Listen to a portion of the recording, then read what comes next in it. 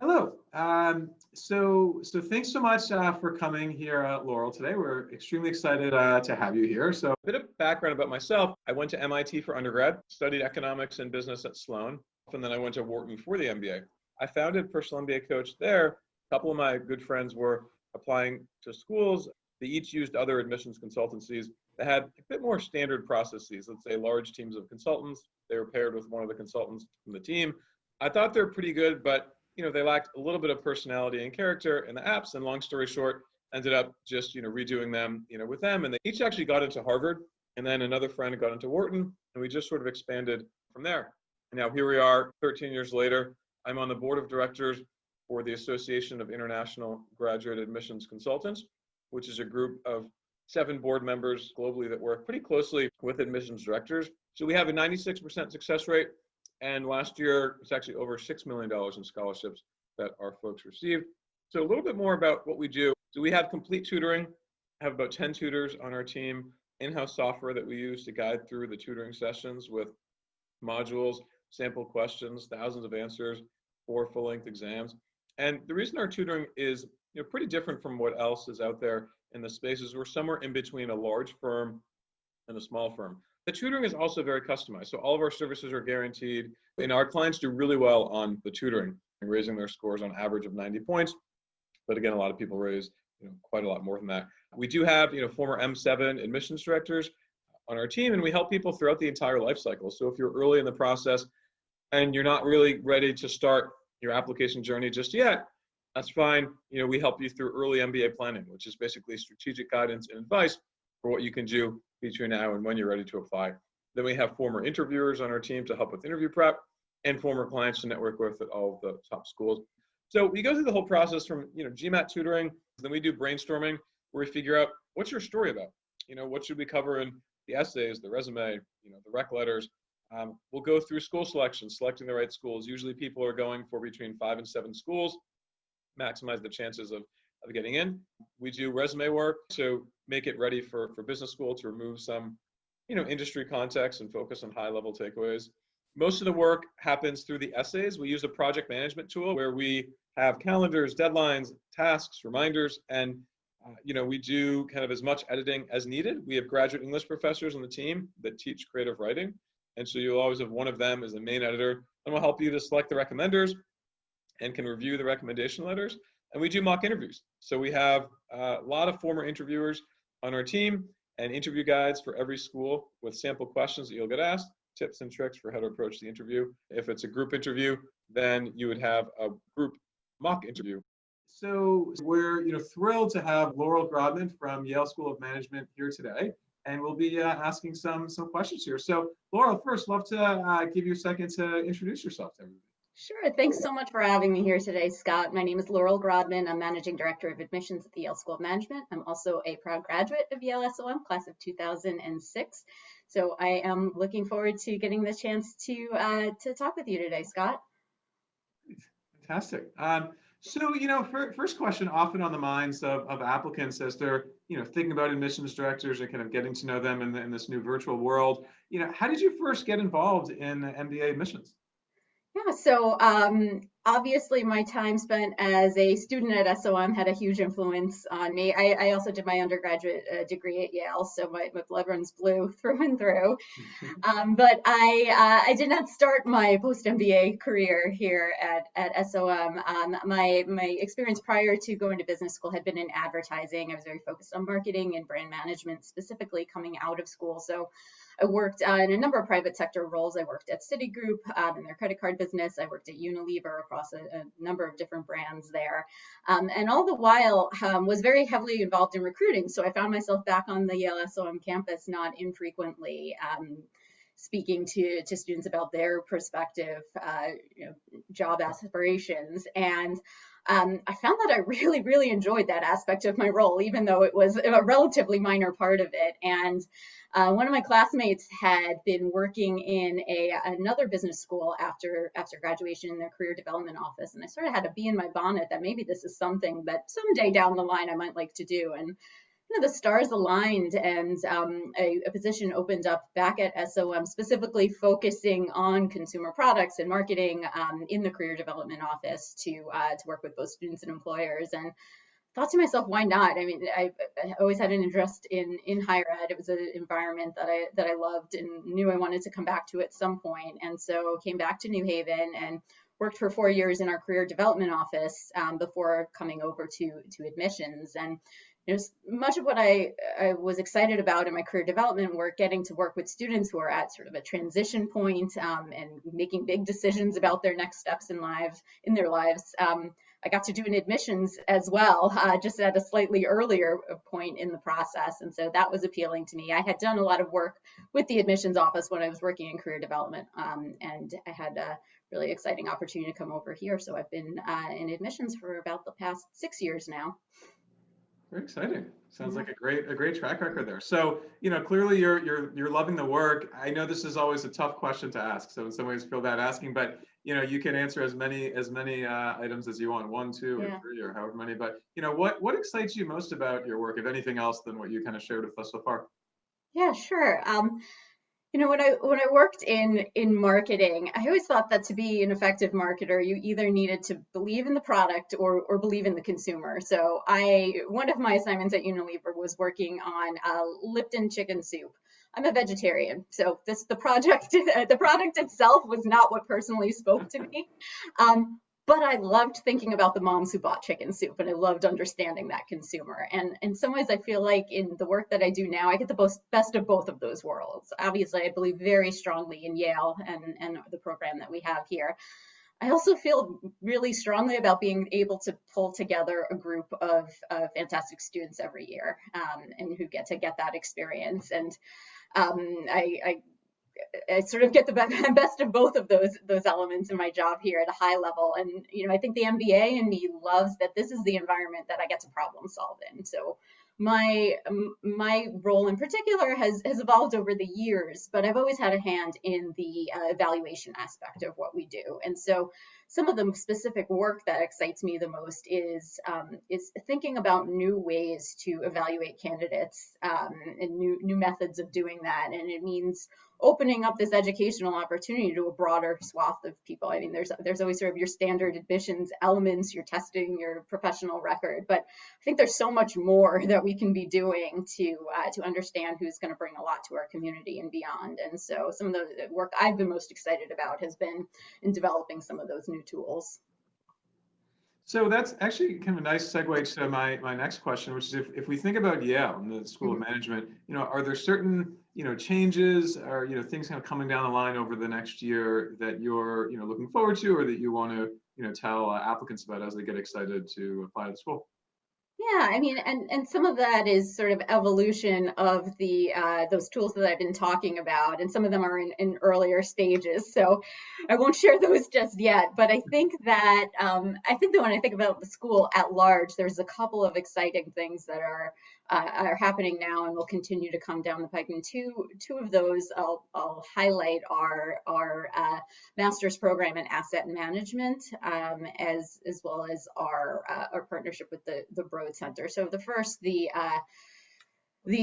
call it our MMS in asset management. It's a brand new program that will leverage our top tier finance faculty, as well as the involvement of legendary institutional investor David Swenson, who has had an important role in the program as well, to provide students who are relatively early in their career with the tools to go into a variety of fields in asset management. The sort of philosophy of the program is to be a real hybrid of theoretical and practical thinking. So a lot of prominent practitioners in the field will come through and help with the coursework there.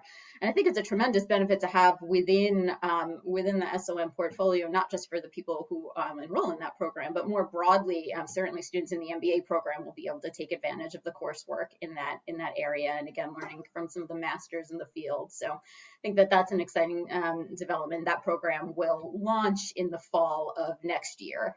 So we're gearing up for that.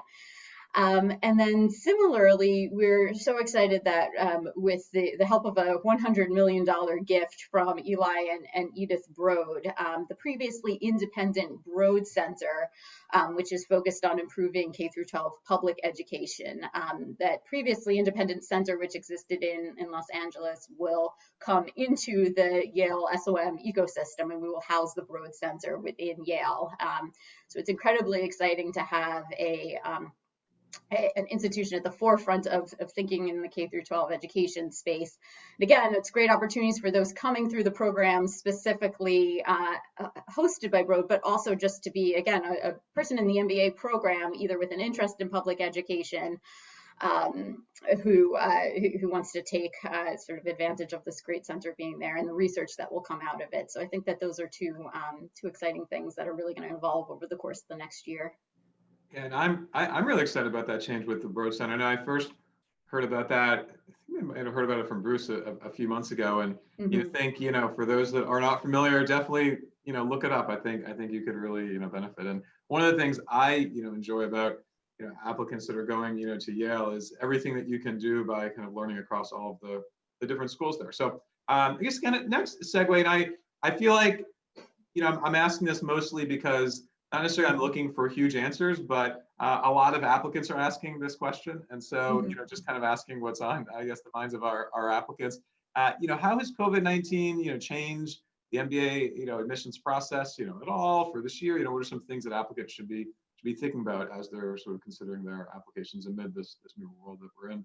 Sure. I think the good news is it's not radically changing anything. Obviously, like every industry and every sector, we've had to adapt in certain ways. But I don't think the process is fundamentally changing in ways that should be scary to applicants. So I think the biggest things that come to mind is obviously from the getting to know a school perspective, some of the tools that we've had are just not available. I mean, being able to come to a campus and experience what it's like to be on campus for a day and speak face-to-face with students or faculty members or whatever it might be, obviously isn't available right now.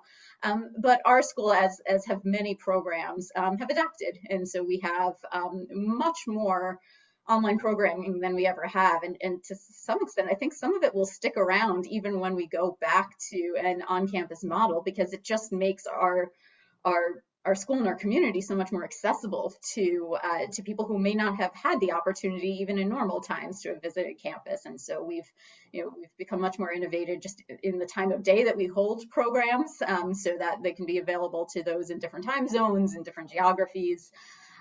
There are in some ways just different ways to connect with members of the community. And again, not sort of being bound to when you can find a day or two to be in New Haven, and this can kind of happen around the clock. And so in some ways, I think things have become more accessible, but the opportunities to sit in on classes or to attend a Q&A session with an admissions officer or to connect with student ambassadors, first and second year students, those are all still there. They're just in kind of a slightly different format. So obviously, that's the research component of the business school process. As far as the application itself goes, not a whole lot has changed, I think, in response to COVID. I mean, obviously, when things started shutting down, we had to be responsive to the fact that testing centers were closed. But now that online versions of the GMAT and the GRE are up and running, and those are available, will continue to accept those tests for as long as they're valid, which is similar to a in-person test is 5 years. So that piece of the process, I don't really anticipate changing all that much. And then probably the most notable adaptation is all of our interviews for the time being will have to be conducted remotely. So we used to host on-campus interviews. The admissions team would go out to various hubs throughout the world to do interviews, and we always had a Zoom option there. For the time being, they'll all be conducted over Zoom. And again, I think the silver lining there is we try as much as possible to have our second-year students who are trained interviewers conduct those interviews, because it gives the students, it gives prospective students another kind of touch point with a peer, and it's just another great opportunity to connect with a community member. Obviously, when we would travel to hubs throughout the world, we'd have admissions officers do that work. So I actually think it means that more students now, or more applicants now, will get to connect directly with students because we don't have that barrier in place. So a small silver lining, I think. But to me, those are the primary changes. I mean, the things we've already been thinking about, that I alluded to earlier in terms of, new and different ways to evaluate candidates. I think to some extent, the testing centers getting shut down have probably forced a lot of schools to think more about what are alternate ways that we can be evaluating candidates, especially for academic readiness. But I think the good news from our standpoint is we've already been thinking about these things, and so this may be added to the sense of urgency as a whole that we should never be too reliant on any one thing, but we'll continue to make progress on some of the areas we've already been exploring. And I think one of the sort of key highlights from what I heard there is that everything is just more equal. If it's easier for you to get to New Haven and you happen to be able to come on campus 5 times and meet with people, and someone else lives around the world, now everyone's sort of on the same playing field. Yeah, and I should add, I mean, that has never been a part of our evaluation process. I mean, I think visiting on campus and engaging with community members is so important, but I think sometimes candidates think it's important because we're keeping track or because it's establishing your fit or something like that, which has never been the case for us. I do think that those things are really important because you're making a huge investment in your, where you're going to spend the next 2 years of your life and the network that you're going to build from here on out. So it's incredibly important for us to continue to offer those things, but to the sense that people had any anxiety about how this weighs into whether you're admitted or not, it doesn't. Right. Yeah, exactly. Yeah, sometimes people overthink that the interview is offered on campus or remotely. Which one should I choose? I always say it doesn't matter. Do whatever you want. Whatever's going to make it easiest for you. So is there any misconception that you kind of think about that folks think, oh, I think of Yale and I think of X, and you want to kind of talk about that misconception today? Sure. I mean, I think the most obvious one, especially as you tee up that statement, is I think of Yale, I think of the nonprofit school, which is sort of it's a mixed bag for me, because on the one hand, I'm so proud of our heritage in that space as a school. I mean, for when the school launched and up until the late 1990s, the degree offered was a master's in public and private management, and I think attracted students who were more oriented towards cross-sector careers or careers in the public and the nonprofit sectors more so than many other business schools at the time. And as a result, we have tremendous alums in the space of arts management and government and you name it. And so I don't want to be dismissive of that and say, well, that's the past and we're something new. I think that's incredibly important and continues to be an important aspect of our program. But I guess the part that frustrates me about that is it's limiting, and our school prepares leaders for business and society far beyond kind of a narrow conception of, oh, that's the school that people go to if they want to go into a nonprofit afterwards. I think some of the unique aspects of the Yale SOM curriculum, like our connection to the rest of the university, where people get a really kind of interdisciplinary education, not just narrowly focused in kind of business school disciplines, our very global approach, our integrated curriculum, which really kind of encourages students to connect the dots between a lot of different areas, again, within a traditional business school and outside. I mean, all of those things make for really great leaders in any sphere. And, that interdisciplinary approach certainly makes for great consultants, but more generally, I think great strategic thinkers across pretty much any industry or field. And that's borne out in, where our students actually go out into the world. I mean, we it varies a little bit from year to year, and we certainly probably have more students going into the nonprofit and public sectors than many of our peers, but that number is still relatively small. I'd say probably about 90% of our students go into the private sector, at least as their first role coming out of school. But I think the interdisciplinary approach and the sort of cross-sector heritage we have probably informs the way they go out into the world and approach those roles.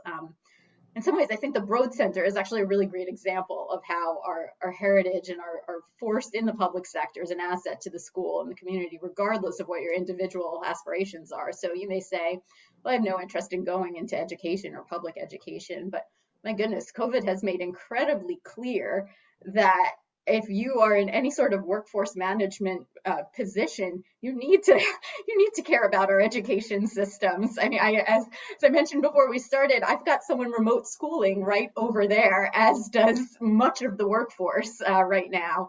And that has a tremendous impact, no matter what sector you're sitting in, on how you're managing through this crisis. And so, again, I think that's a great example of how you may not necessarily have a particular aspiration that touches on kind of a cross-sector or public or nonprofit sector role right now. But no matter what you do, the problems you're solving as a leader are going to touch upon a lot of relationships among the sectors. And so I think this is just a great place to be doing that. Fantastic. Well, thanks so much. Super, super helpful for everybody. And yeah, I can't emphasize this enough. I know I'm a personal MBA coach. We often coach, candidates to like rethink their stereotypes and thoughts about schools. And it's like, well, if I don't want to do X, I can't do school Y. And I say, have you looked at the career report? Because people do a lot of different things, and you should take a look at it. Not that you have to do what's in the career report, but and in some places, if you go to a school and you want to go into X industry and only 3% of students go into it, well, then maybe it's not as competitive. So it'd be a great place. That is a good way of thinking about it. But again, sort of the data nerd in me, when I used to work in our career development office, took a great interest in the employment reports. And one of the interesting things that I found about Yale, so I would look at for each school how much of their student body was concentrated in whatever their top 5 industries were, which tended to be consulting, finance, probably these days tech, and then the next 2 would depend a little bit on school. But I was very interested in how many people didn't go into the top 5 areas in each school. And the thing that I pretty consistently found with SOM is we had sort of a long tail. And so you certainly have lots of people going into consulting and finance and technology, but we had more people sort of represented throughout a wider sort of array of other industries, which I thought was good news. And kind of for whatever you want to do, we're sort of used to helping people shape a career path in a number of different ways. And so, I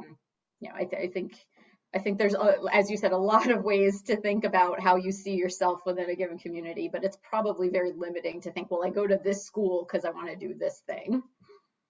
Sure.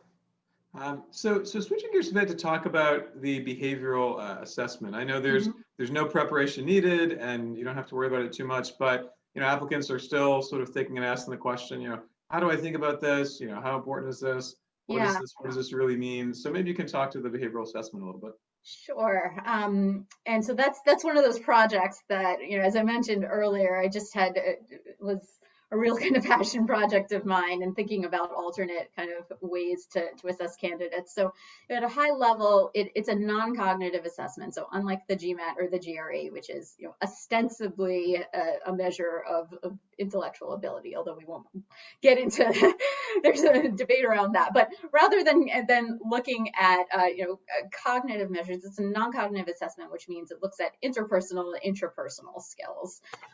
You could do a lot with that, and we hope to be doing more and more with it. So you could look at sort of these measures and say which of them are predictive of leadership ability or predictive of career outcomes. There's a lot of things that we are and can use it for, but we're not using it for those things at this point. We're actually looking at it very specifically to look at classroom success. And so we have, through the work that we've done, we know that in addition to looking at things, our best, prior predictors of academic success, which is undergrad history and testing, by looking at some of these measures, we're actually able to better predict classroom success than by looking at those things alone. And what that means is we are able to take more chances on people who maybe don't have the strongest academic predictors in the kind of testing and undergrad areas, but who have other very compelling aspects of their application and who we really want to be able to ensure will succeed in the classroom. And so that's very specifically how we're using it right now. And so in that, the good news is it's generally something that helps rather than hurts. Right. For many people, it has no effect. We have the information that we need from the other predictors, and that's that. But for those who may be a little bit more nervous about the academic history that they're coming in with, this can be, used as a light touch, a boost to that, and allow us to take more risks in that area. So hopefully that provides some relief. As far as actually taking the test, like you said, there's no preparation that you could do that's going to help or hurt. We really just need 25 minutes to sit down. It's a forced choice analysis, which means you get two statements and you pick the one that you feel is more like you. Sort of like, I guess, the GMAT, it's adaptive, so no two people are going to get the same answers. It's gonna take the information you're giving and give you questions that will help the test get more information. No, you don't have to stress over any one answer. I mean, there's 120 of these, so no one answer you give is going to be determinative. So we hope to one day get to the point where once you enroll at SOM, you get the results and you get some feedback about what your results mean for you. We've been working with one of the professors to see if that's something that we can enable. We're not there quite yet, but I think that would be a nice kind of a full circle, be able to take the assessment as part of your application experience and then get some feedback on the results once you're in the classroom. That'd be very cool. Fantastic. Well, that's super helpful. That will ease everyone's fears, Laurel. So thank you. Any advice that you have for, I'm sure you have lots of pieces of advice, but maybe one or two pieces of advice for applicants as they're thinking through their process that's maybe not found on the website, either for SOM or just sort of, some sort of tips in general? Yeah, I think this is something that can be found sort of indirectly from the website, but as I was saying earlier, it's so important to just engage with community members, because every applicant's questions and the things that are important to them are going to be slightly different. There's no way all of that can get captured on the website or even through a conversation with an admissions officer in a Q&A. I think one of the most valuable tools on the website is our directory of admissions ambassadors, because it allows you to search on a whole bunch of different dimensions within the student body. So you can find someone who may have a similar industry background to you, or came from a similar part of the world, or is engaged in the clubs that you see yourself getting engaged in when you're at SOM. And so that's often going to be your best starting point to getting really kind of specific questions that are on your mind answered. And so definitely take advantage of that. And oftentimes that's just a starting point. So you'll speak to someone and you'll mention that you have questions about X, Y, or Z club or career pathway, and they'll say, what, I haven't done that myself, but my roommate has, or this person who sits next to me in class has, and you'll kind of forge future connections through that. So I think definitely take advantage of the student ambassadors as a starting point, and often you'll get your kind of very individualized questions answered from there. Great. And one last question for me today, is there anything that you would wish applicants would do more of or less of as they go through the process? It could be as they're researching and interacting with folks like yourself or students, or during the interview, or even later on once they're kind of matriculating on campus. Sure. I mean, it sounds so trite in a way, but it's still so true. It's just, to be themselves. I think there's often this sentiment that you have to kind of be something distinct and memorable and stand out, or sort of on the other hand, like be a perfect, I hate this word, be perfect fit with a given school. These are not things that we evaluate based on, and they're not particularly helpful in evaluating your candidacy. I mean, particularly if you're trying to put on some kind of persona for a school because you think they're looking for a certain type of candidate, it makes it very hard to know who you actually are and what your reasons are for wanting to pursue an MBA. And it always it's very hard to pretend to be something that you're not in a sustained way, and I think the cracks start showing there. It's so much easier just to represent yourself and what you're interested in, and sort of to my earlier point about being someone really distinct and memorable. Again, that's not what we're evaluating on. We have room for plenty of really great consultants or plenty of really great marketers. You don't have to be the one that stands out in some sort of extremely distinct way. I mean, every time I talk about our evaluation process, I I say there's no real special sauce. I think we're very transparent about what we're looking for. We're looking for people who are academically prepared to be in a rigorous program. We're looking for people who have demonstrated impact in their professional lives and have been able to demonstrate competency as a leader and a collaborator and are kind of a good professional employee. And we're looking for great community members and people who have evidenced that in their in their professional organizations and the other communities they've been a part of in their lives. That's you can check those boxes in a lot of different ways, and you don't have to be again, sort of the most memorable or distinct in those areas.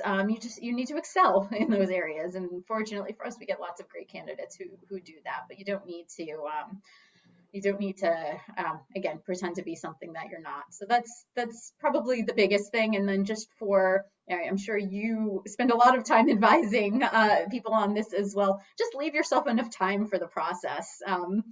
It's very clear when you've had to kind of rush and get something through the door at the end. And it's again, we're not necessarily evaluating based on how skillful an application you put together, but you want to represent yourself as well as possible. And when you've had enough time to really think through that process and get yourself give yourself enough time to go through the exploration process and then through the work of actually putting together an application, that's meaningful. I mean, I've done a little bit of back-end analysis just to see if this matters in the end. And do people who submit their application at the last second perform any differently than those who don't? And interestingly, and again, this is my somewhat slapdash analysis, it makes a little bit of a difference in your employment outcomes. So people who are a little bit more organized in the upfront do tend to fare a little bit better on the back end. Again, it's not something we're evaluating for in our process, but not surprisingly, people who are a little bit more diligent along the way tend to have better outcomes probably throughout similar processes in their lives. So give yourself enough time. That's funny. I haven't heard that that's been evaluated, and I've always wondered about that. But yeah, I mean, we always tell people don't edit in the last couple of weeks. It just doesn't make sense. You want to finish ahead, and that it's funny that reminded me of another piece of advice we give folks: don't change your goals based on the school. I hear, well, I'm applying to X school, so I should talk about this. Yeah. Like, we've never coached anyone to do that. You should have yourself and what you want to do, and Right. that's your plan. So. Great. Well, any other kind of closing words today, or you feel like you have most of the advice out there so far? Yeah. I'll just say one other thing broadly speaking, and this isn't so much specific to SOM, but certainly applies here as well. I've heard a lot of anxiety this year just about. I mean, if we're living in an anxious time with all the uncertainty around COVID. I think applicants are concerned about what the last admission cycle looked like and what that's going to mean for their chances this year. And this doesn't apply just to this year, but more generally, when I get questions about, should I apply in round 1 or round 2 or this year or next year, don't play the odds when you're doing this. I mean, applying to an MBA program should be a thoughtful and somewhat lengthy process in making a decision for when it's the right time in your career. It shouldn't be a game of chances. Strong candidates will always have a spot in MBA programs, and it's about when it's the right time for you. So if this is a good time for you to make a career pivot, or this is the right time to accelerate your career, that's how this decision will be made. And I can certainly say, speaking from SOM in particular, there are always sort of fluctuations in an application pool year to year. That's not the way to sort of design when you're going to apply. For those who are concerned that there's somehow less room in the class, our expectation is that we'll be admitting similarly to the way that we do in any given year. So I don't think that should be an anxiety for those who are sort of on the fence about whether now or later is the right time. Great. Well, thank you so much. And I couldn't agree more. We get a lot of people that are asking questions around that, and you yourself will change year over year. And so, some people, let me wait 3 years until the pandemic is over. Well, will that then be the right time for you, or is now the right time for you? Because those are two very, very different time periods. Well, Laurel, thank you so much. This was such a pleasure to chat with you. Really excited to have this. And everyone, check out Yale School of Management. Fantastic school. Look into all the programming and curriculum. And best of luck, everybody, and stay safe. Look forward to seeing everyone on future videos here with Personal MBA Coach. Thanks so much, Scott. Take care, everyone.